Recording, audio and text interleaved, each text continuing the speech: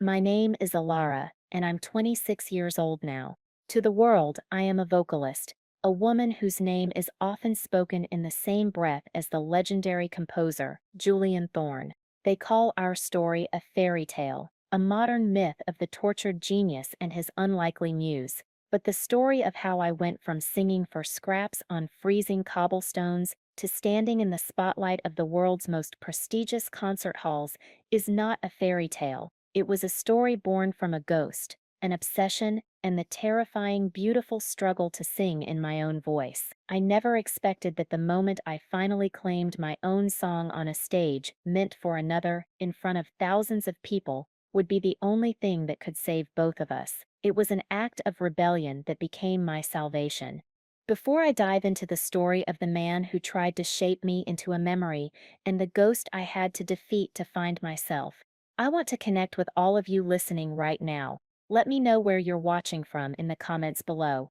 It's always incredible to see how far these stories travel. And if you've ever felt like someone was trying to make you into something you're not, hit that like button. For those of you who are new here, make sure to subscribe, because this is a community for people who understand that sometimes you have to fight to write your own ending. My world, for the first 18 years of my life, was a symphony of survival played in a minor key. It was the sharp, percussive clang of a coin hitting the worn velvet lining of my violin case, a sound that meant I might eat that night. It was the low, mournful sigh of the wind whipping through the narrow alleyways of the old city, a constant reminder of the cold that seeped into your bones and never quite left. It was the chaotic crescendo of the evening crowds, a tide of footsteps and chatter that I had to pierce with the only instrument I truly owned, my voice. My parents were gone, lost to a fever that had swept through the poorer districts when I was just a child, leaving me with only two things of value: a vague memory of my mother's lullabies and the vocal chords she'd passed down to me. I learned early that beauty was a currency, and a beautiful sound was the most valuable kind. A pretty face could earn you trouble, but a beautiful voice could earn you a moment of grace.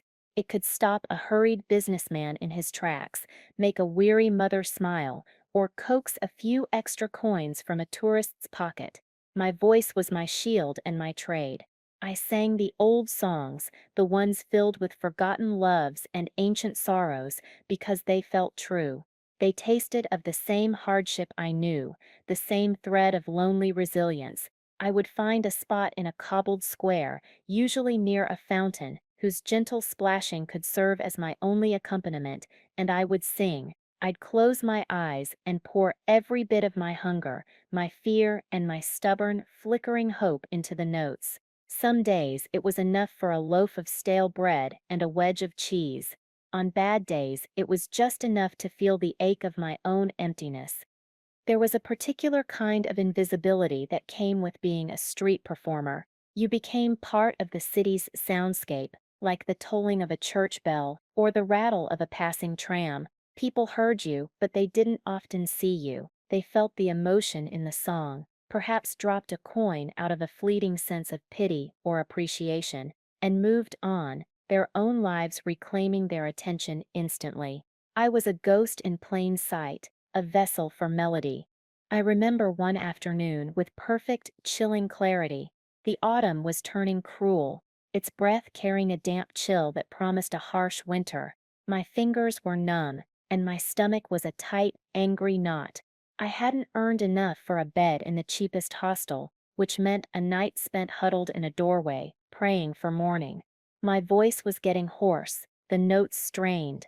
I was singing an old, obscure lullaby my mother used to hum, a strange, haunting tune about a lost star searching for its way home. It was a song of quiet desperation, and I felt it in my very soul. The crowd was thinning as dusk began to bleed across the sky, and a real sense of panic was starting to set in. That was when I felt it, a change in the atmosphere. It wasn't just a passerby stopping to listen. It was a stillness, a sudden heavy focus that cut through the noise of the square.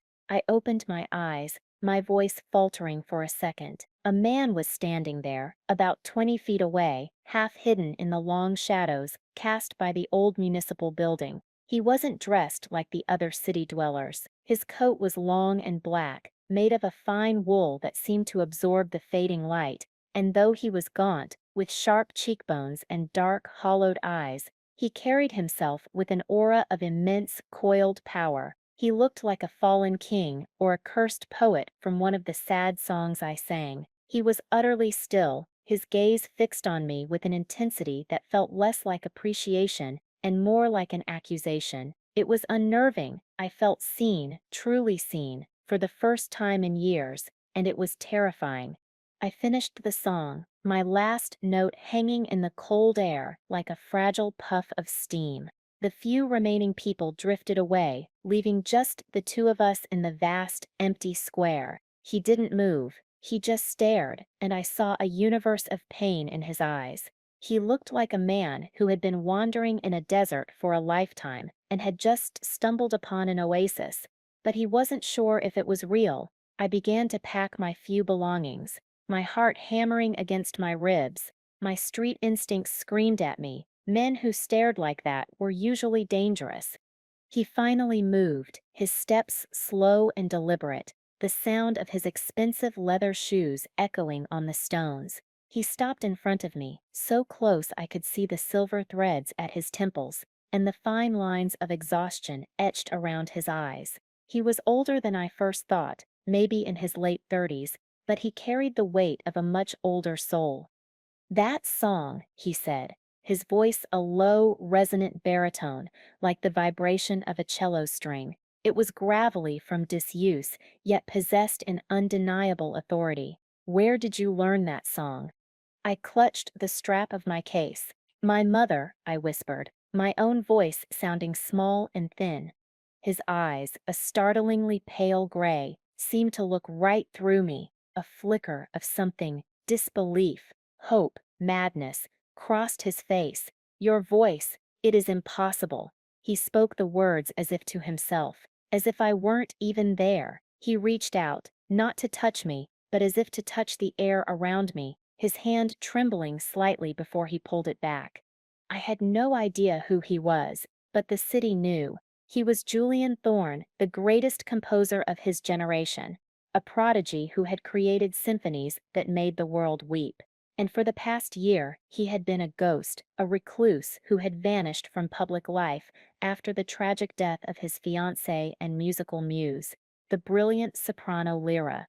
She had drowned in a sailing accident, and Julian, who had been at the helm, had drowned with her in every way but physically.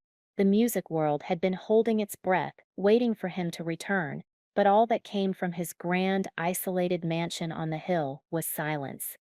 Of course, I knew none of this.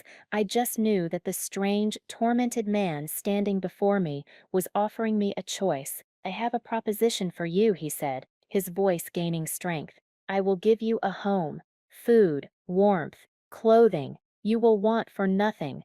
I will train you. I will cultivate that gift you possess." I stared at him, suspicious. Nothing in my life had ever come without a price.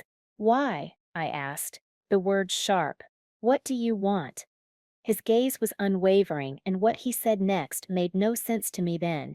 It was the key to the gilded cage he was about to lock me in. "I want you to sing for me. I want you to help me finish something that was lost. I want my muse back." He didn't see a girl named Elara shivering in a public square. He saw the ghost of Lyra. He heard her voice, her song, coming from my lips, and in his grief-drenched mind, it could only mean one thing: a miracle, a second chance, a reincarnation. He was obsessed, and I was the object. I should have run. Every sane instinct told me to turn and disappear into the alleys I knew so well. But I was so tired. I was so hungry. The thought of a warm bed, of a meal that wasn't stolen or begged for, of a single night where I wasn't afraid, was a siren's call I couldn't resist. I looked at his haunted eyes, at the raw desperation etched into his face, and I made the choice that would change everything. I nodded. The drive to his mansion was a silent, surreal journey out of the gritty, familiar city and into the opulent hills that overlooked it. The car was impossibly luxurious, the quiet purr of its engine a world away from the noises I knew. Julian Thorne's home was not a house, it was a fortress of sorrow, a grand, Gothic structure of dark stone and ivy. It loomed against the twilight sky, its windows like vacant eyes. Inside it was a mausoleum. The air was still and cold, heavy with the scent of old books, wood polish, and something intangible, the cloying perfume of preserved grief. Everywhere I looked, there was Lyra. A massive portrait of her dominated the grand staircase, her painted eyes full of life and laughter, her hand resting on the keys of a piano. Her music was framed on the walls, her awards gleamed from behind glass cabinets. The entire mansion was a shrine, and I had just been brought to the altar. A woman in a severe gray uniform introduced herself as Mrs. Gable, the housekeeper. She looked at me with an expression of deep pity and wariness, her eyes flicking from me to Julian and back again. She had seen this grief fester, and she knew I was not a guest. I was an instrument, or perhaps a ghost. My first few days were a blur of disorientation. I was given a room that was larger than any space I had ever slept in, with a bed so soft I felt like I was sinking. I was given food, delicious and plentiful, served on porcelain plates. I was given clean clothes, but it was all conditional. The price for this comfort became clear during my first lesson. Julian led me to the music room, a cavernous space dominated by a grand piano. Sunlight struggled to pierce the heavy velvet curtains. On the piano, an unfinished score was laid out, the notes written in a confident, elegant hand. This was her final work, Julian said, his voice reverent, an opera. We were writing it together. She never finished the lead aria. He pointed to the sheet music. You will. I looked at the complex cascade of notes. It was more advanced than anything I had ever tried to sing. I can't read music that well, I confessed, my face burning with shame. A flash of sharp annoyance crossed his features. Of course, he muttered, as if my lack of formal training was a personal insult. It doesn't matter. I will teach you. You have the sound. The rest is just mechanics. But it wasn't about mechanics. It was about mimicry. He would play a phrase on the piano, a beautiful, aching melody, and I would sing it back. And every time, he would stop me. No, he'd say, his voice tight with frustration. The vibrato is too slow. Lyra's was like a hummingbird's wings. Again, I would try again. No, you are holding back. She would attack that note with a fierce sorrow. She understood what it meant. Again, he wasn't teaching me to sing. He was trying to exercise my voice and replace it with hers. He was a man desperately trying to tune a new violin to sound exactly like a beloved, shattered one. The worst moment came a week into my stay. He came to my room holding a dress. It was a beautiful gown of deep crimson silk, elegant and timeless. Wear this, he commanded, his voice leaving no room for argument. For our lesson today. I took the dress. The silk felt heavy, imbued with a life that wasn't mine. I knew, without having to ask, that it had been hers. I put it on. It was slightly too big in the shoulders, a little too long in the hem. It felt like a costume, a morbid game of dress-up. When I walked into the music room, Julian's breath caught. He stared at me, his eyes unfocused, seeing a phantom in red. Yes, he whispered, a strange, broken smile touching his lips. That's how she would stand. I felt a cold dread wash over me. I was losing myself. I was a stray dog brought in from the rain, and I was so grateful for the warmth of the fire that I was willing to let my new master put any collar he wished around my neck. Mrs. Gable would sometimes find me in the library, looking lost, and she'd offer me a cup of tea. Her kindness was a small, steady anchor in this sea of obsession. He's not a bad man, dear, she told me one evening, her hands busy polishing a silver frame, holding another picture of Lyra. He's just broken. That woman was his sun, his moon, his whole sky. When she died, the world went dark for him. You have to be careful. He thinks you're a light, but he might just burn you out trying to make you shine like she did. I understood. I was a tool for his grief. He would drill me for hours on end, forcing me to replicate Lyra's unique phrasing, her breathing techniques, the specific emotional color she gave to a single note. He would play old recordings of her, his eyes closed in a state of painful ecstasy, and then turn to me. Did you hear that? The way she lets the note almost break? That is genius. Do that. When I couldn't perfectly replicate it, his frustration would fill the room, a cold, suffocating presence. He never yelled, not really. It was worse. It was a profound, disappointed sigh, the look in his eyes that said I was a flawed copy, a poor imitation of the masterpiece he had lost.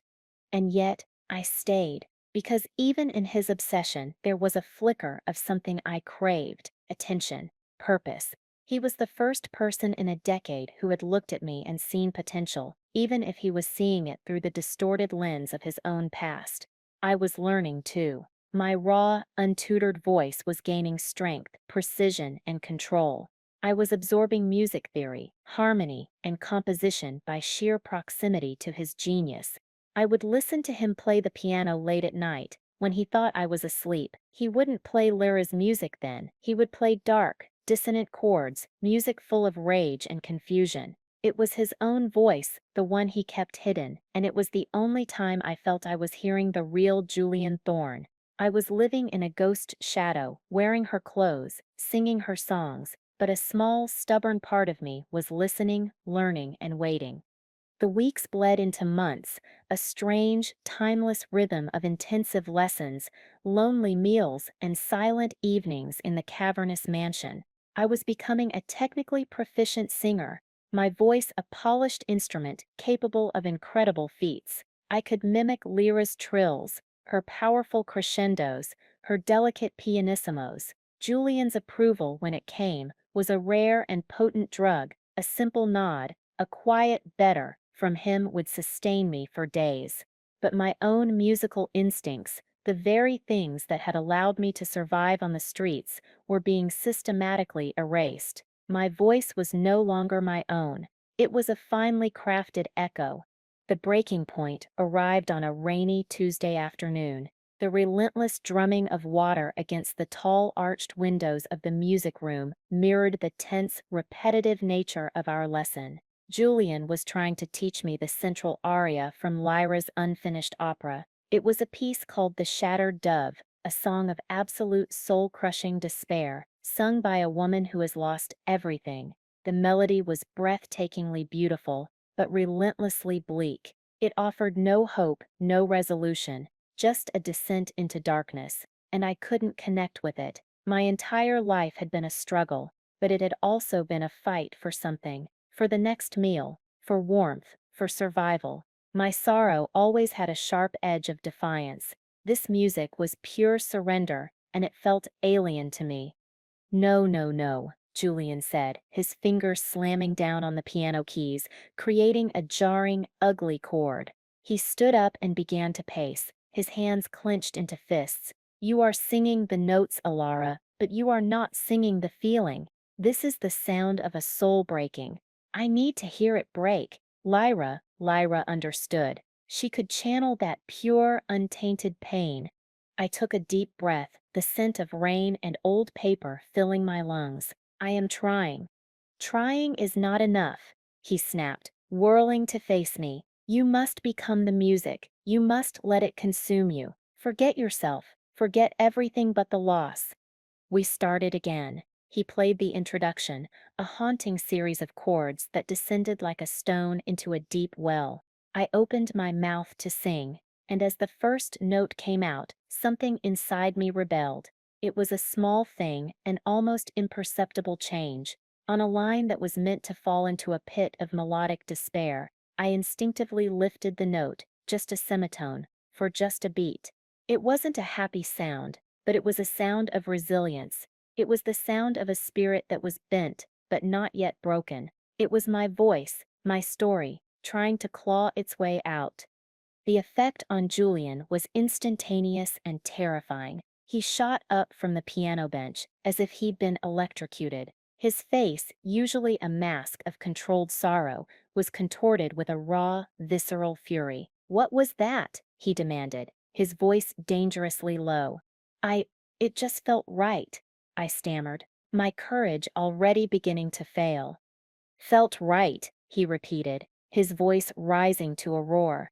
"Felt right. You dare to alter her music? You, a girl from the gutter, dare to impose your sentimental instincts onto a work of genius." He strode over to a table piled high with sheet music and, with a sweep of his arm, sent the papers flying across the room. They scattered like panicked birds. "You are destroying her memory. You are defiling her legacy with your street corner optimism. That is not what this is about." Tears pricked my eyes, tears of fear and humiliation, but beneath them, a hot spark of anger ignited. All the frustration, all the suffocation of the past months, suddenly boiled over. "I am not her." The words ripped out of my throat, raw and loud, echoing in the huge room. I was shaking, my hands trembling, but I stood my ground. "My name is Alara. I am not Lyra. I can't sing her pain because I haven't lived her life. I have lived my own, and my pain sounds different." The silence that followed was absolute, broken only by the sound of the rain and our ragged breathing. Julian stared at me, his rage slowly being replaced by a stunned, stark confusion. It was as if I, a painting he had been meticulously crafting, had suddenly spoken back to him, declaring that I was not the subject he intended. No one had challenged him like this, likely since Lyra herself. He looked at me for a long, unreadable moment, then turned without a word and stormed out of the music room, slamming the heavy oak doors behind him. I was left alone, trembling amidst the scattered sheets of Lyra's music, my defiant words still hanging in the air. I had finally spoken my truth, and I was sure I had just signed my own eviction notice. But he didn't throw me out. Instead, a strange, tense quiet descended upon the mansion. He avoided me for 2 days. I would hear him moving about the house late at night, the sound of his restless pacing, the occasional mournful chord from the piano. I spent the time in a state of anxious limbo, waiting for the inevitable summons, the cold dismissal. Mrs. Gable would bring me my meals on a tray, her expression one of silent sympathy. "Give him time, child," she advised. "Sometimes a mirror needs to be shattered before a man can see his own face." What happened next was not something I could have predicted. Perhaps my body, which had endured years of hardship, decided that the emotional turmoil was the final straw.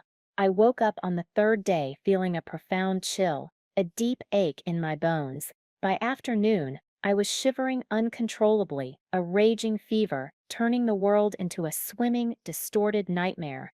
My years on the street had left me with a constitution that was resilient, but also brittle. This was a deeper sickness than a simple cold. It was the accumulated exhaustion and stress of my entire life finally catching up to me.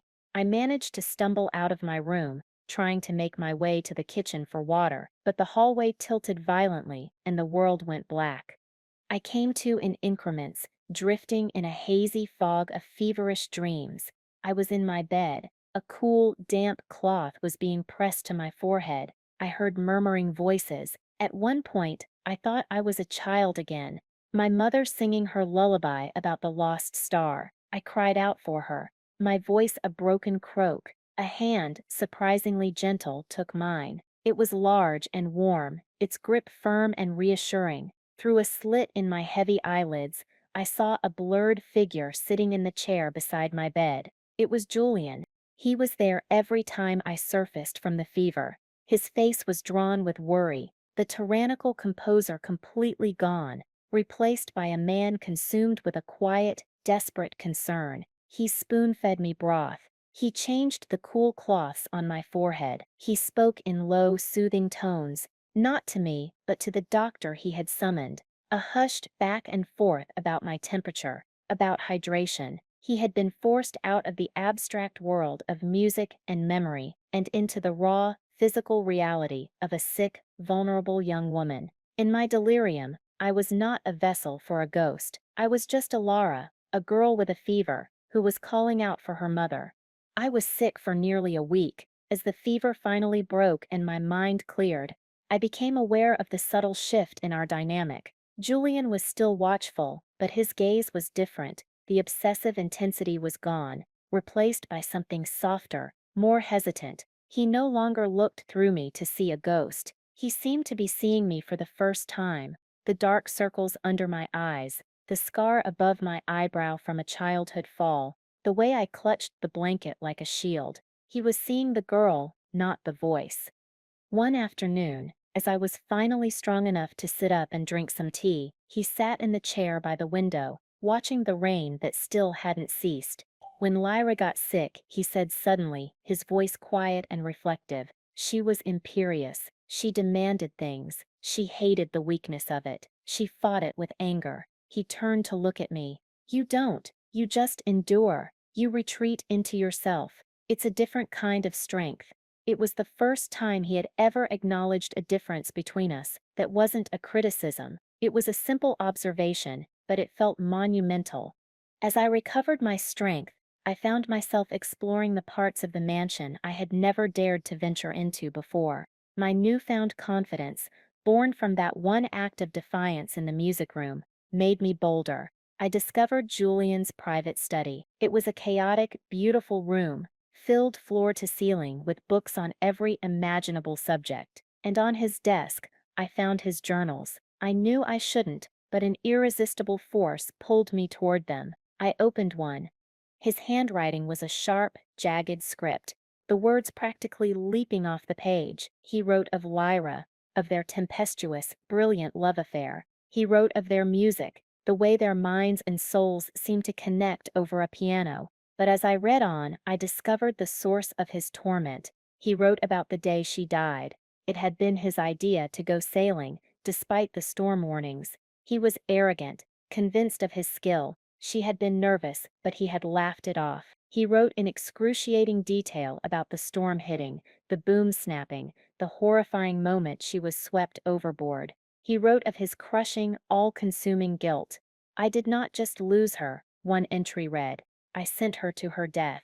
Her silence is my eternal punishment. Reading those words, my fear of him dissolved, replaced by a profound and aching empathy. He wasn't a monster. He was a man punishing himself, trapped in a prison of his own making. His obsession with resurrecting Lyra through me wasn't just about reclaiming his muse, it was a desperate, mad attempt at atonement. If he could make her sing again, maybe he could forgive himself. Armed with this new understanding, I felt a shift in my own purpose. I was no longer just a victim of his obsession. I felt a strange, burgeoning need to help him heal, to help him see that the past could not be resurrected, but the future could still be written. Inspired, and feeling the first stirrings of my own creativity in a long time, I found a small, dusty piano in the glass-walled conservatory at the back of the mansion. It was out of tune, but it worked. I sat down, and for the first time since coming to this place, I didn't try to sing like Lyra. I didn't try to sing at all. I just played. My fingers, hesitant at first, found a simple melody. It wasn't grand or tragic like Julian's compositions. It was a small, quiet tune. It sounded like the feeling of the sun on your face after a long, cold winter. It was a melody of tentative hope, of a weed pushing its way through a crack in the pavement. It was my melody. I played it over and over, losing myself in the simple act of creation, of making something that was entirely unapologetically mine. I didn't hear him approach. I was so engrossed that I didn't realize he was standing in the doorway until the final notes faded away. I froze, my hands hovering over the keys, bracing myself for the inevitable criticism, for the dismissal of my simple tune. But he said nothing. He just stood there, his expression unreadable, listening to the silence that my music had left behind. He walked slowly into the room and sat on the bench beside me. He didn't speak. He simply raised his hands and began to play, harmonizing with my melody. He added a rich, complex bass line, weaving his own voice around mine. He took my simple, hopeful tune and gave it depth, shadow, and grace. He wasn't correcting it, he was collaborating with it. We played together for what felt like an hour, a silent, perfect conversation held through the piano keys. When we finished, he turned to me, and for the first time, the ghost of Lyra was completely absent from his eyes. He saw me. "That was beautiful, Alara," he said, his voice soft. "Teach it to me." That moment in the conservatory marked the true turning point. The dynamic between us began a slow, cautious evolution from master and instrument to something more akin to collaborators. He started asking for my opinion on his compositions, listening intently to my instincts about a melodic phrase or a harmonic progression. He was still haunted, still prone to long melancholic silences, but the tyrannical obsession had begun to recede, replaced by a genuine curiosity about the artist I was becoming. He began to write new music, pieces that weren't directly tied to Lyra's memory. They were still tinged with sorrow, but now there were threads of light, of complexity, of the cautious hope I had played on that dusty conservatory piano. Then came the announcement that sent a shockwave through the music world. Julian Thorne was returning. He would be conducting the world premiere of a new symphony, his first major work in over 2 years. It was titled Elegy for a Nightingale, and it would feature a lead soprano role. The industry buzzed with speculation. Who would be the soloist? Who could possibly fill the void left by Lyra? When Julian announced that the part would be sung by an unknown newcomer, me, the speculation turned to frantic disbelief. I was a nobody, a girl with no name, no history. The critics were skeptical, the patrons were intrigued, and the pressure was immense. The final rehearsals were a whirlwind of intense focus. The symphony was a masterpiece, a sprawling, emotionally devastating piece of music that chronicled a journey from profound loss to a fragile, hesitant acceptance. It was Julian's soul laid bare.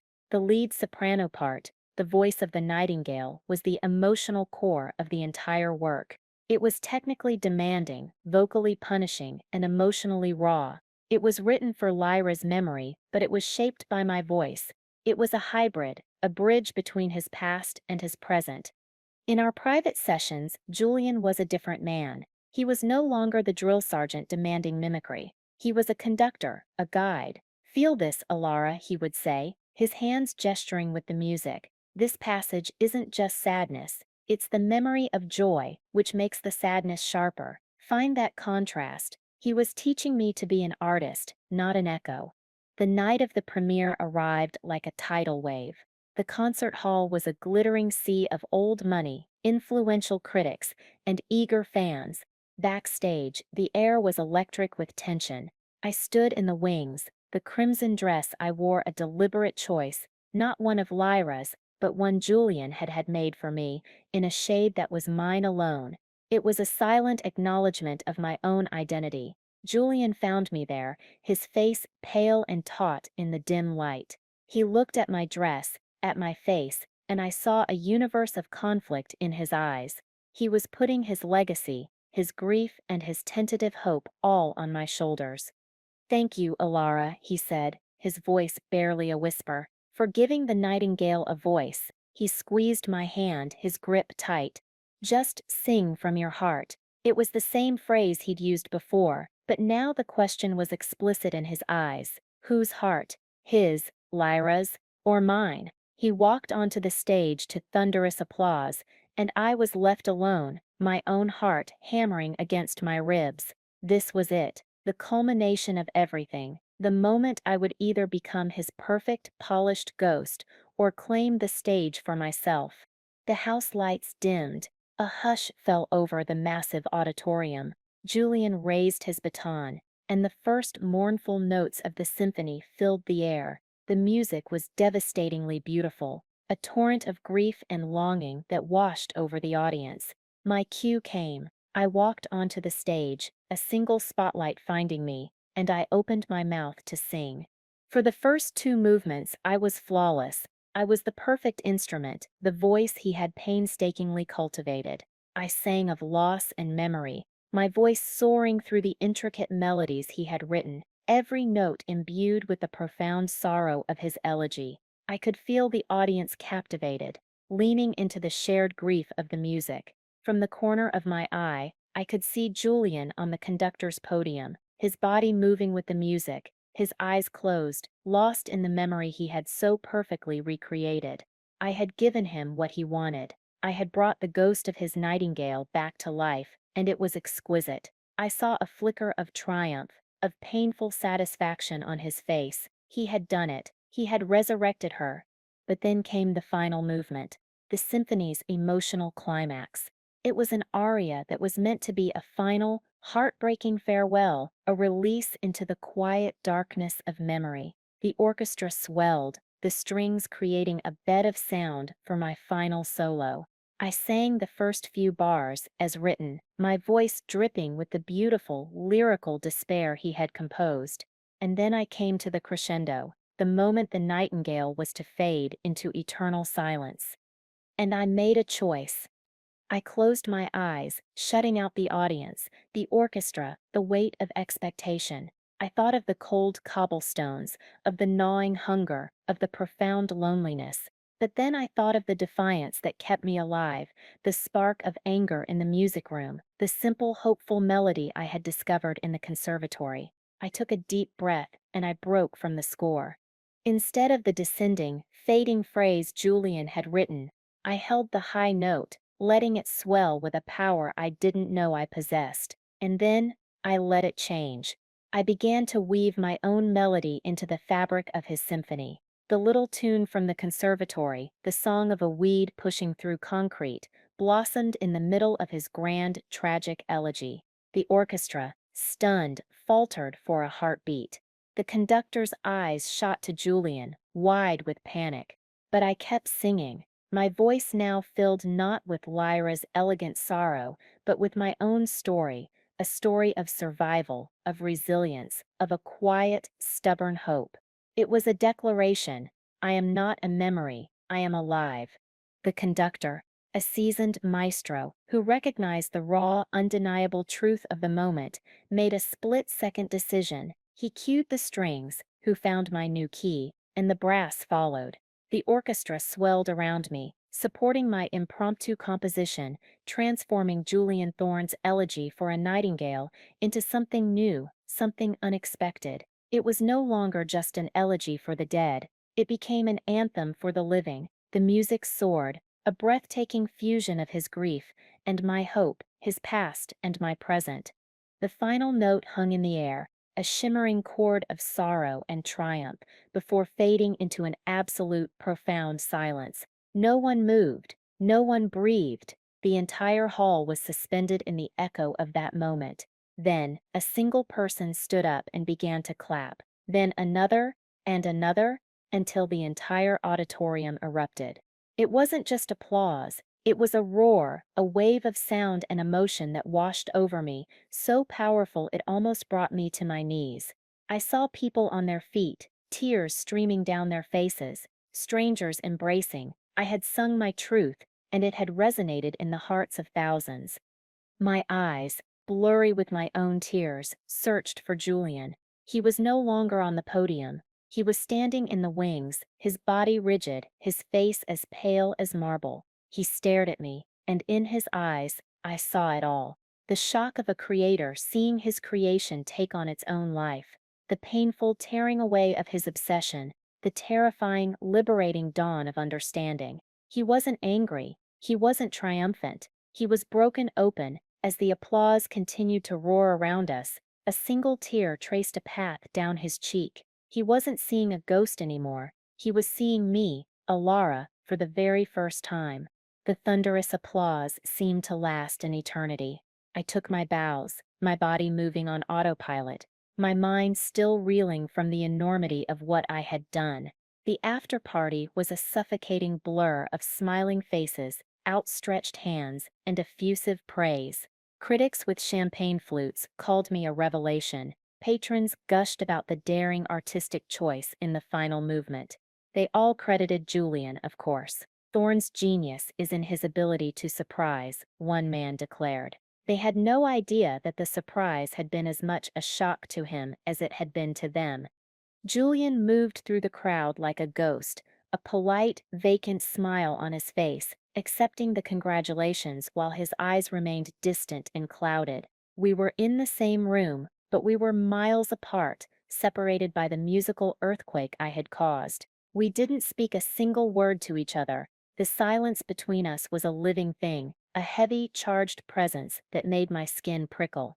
The drive home was agony. We sat in the cavernous back seat of his car, the city lights sliding across the windows, illuminating the tense, unspoken chasm between us. The silence was louder than any argument, thicker than any symphony. I replayed the moment over and over in my head. The pride and terror I had felt on stage were now curdling into a deep, cold dread. I had taken his masterpiece, his tribute to the love of his life, and publicly rewritten it. I had used his stage to declare my own independence. He had given me everything, a home, a future, a voice, and I had, in his eyes, surely betrayed him in the most profound way possible. When we arrived back at the silent, looming mansion, he walked ahead of me without a word and disappeared into his study, the door clicking shut with an air of finality. The sound echoed through the grand foyer like a cell door locking. I knew what I had to do. My fairy tale was over. With a heavy heart, I climbed the sweeping staircase to my room, the room that had been my sanctuary and my prison. I didn't own much. A few changes of clothes, a book of poetry Mrs. Gable had given me. I folded them and placed them into the same small worn satchel I had arrived with. It felt like closing a circle. I was leaving the same way I had come, with nothing but myself. But this time it was different. I was leaving as myself. The thought brought a strange, sad comfort. I was ready to face the streets again, to sing in the cold squares, but this time I would be singing my own songs. I walked back down the stairs, my soft-soled shoes making no sound on the thick carpets. I was hoping to slip out unnoticed, to spare us both the pain of a final confrontation, but as I reached the massive front door, a sliver of light appeared as the study door opened. Julian was standing there, his suit jacket gone, his white shirt rumpled. He looked exhausted, older than I had ever seen him. He didn't move to stop me. He just watched as I put my hand on the heavy brass handle. "I never asked you your last name," he said, his voice quiet and rough. I turned, surprised by the simple human question. "It's Faye," I said. "Elara Faye." He repeated the name softly, as if tasting it for the first time. "Elara Faye." He took a hesitant step forward, his eyes finally meeting mine, clear and free of ghosts. "I spent over a year trying to turn you into a memory. I was so consumed with recreating a voice that was gone. I refused to listen to the new one that was right in front of me." He shook his head, a look of profound, dawning regret on his face. "Tonight on that stage, you taught me something I had forgotten. That music isn't a monument to be preserved in stone. It's a living, breathing thing. What you did, it wasn't a betrayal." He swallowed hard, his voice thick with emotion. "It was a resurrection, not of her, of the music itself, and of me." He looked at the small bag in my hand, and a flicker of something like panic crossed his face. "Please," he said, the word raw and vulnerable. "Don't go. Stay, stay, and teach me how to write for the voice of Elara Faye." It wasn't a command. It wasn't a proposition. It was a plea, a clumsy, broken, beautiful admission that he had been wrong, and that he wanted to start again. In that moment, the power dynamic that had defined our entire relationship crumbled into dust, leaving two artists standing in a silent hall, with the possibility of a new song waiting to be written. 2 years passed. The mansion on the hill was no longer a mausoleum. The air inside felt lighter, the heavy velvet curtains often drawn back to let in the sun. The grand portrait of Lyra still hung above the staircase, a tribute to a beautiful memory, but it was no longer an object of obsessive worship. It was now part of a larger story. The walls of the music room were now filled with our collaborations, my tentative handwriting mingling with his bold, confident script. The house was often filled with music, but it was a new kind of music, complex and layered, a conversation between his seasoned genius and my raw, intuitive artistry. We were partners. Our relationship evolved slowly, cautiously. The love that grew between us was nothing like the explosive, all-consuming passion he had shared with Lyra. It was a quiet, sturdy thing, built on a foundation of mutual respect and a shared understanding of what it meant to be broken and to heal. He was my mentor, my champion, my most ardent supporter. He taught me the architecture of music, and I taught him that a composition doesn't have to be perfect to be true. He was my anchor, my collaborator, my dearest friend. I helped him find his way out of the prison of his guilt, and he gave me the tools to build a future I had never dared to imagine. We were working on a new album together, a collection of songs that told stories of survival, of finding light in unexpected places. One afternoon, sitting side by side at the grand piano, I found a melody while he worked out the harmony. The process was an easy, seamless dance.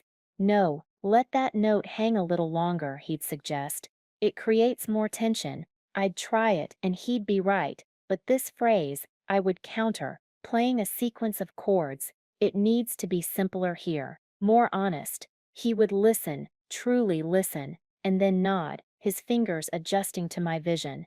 We were creating a single voice, woven from our two very different souls.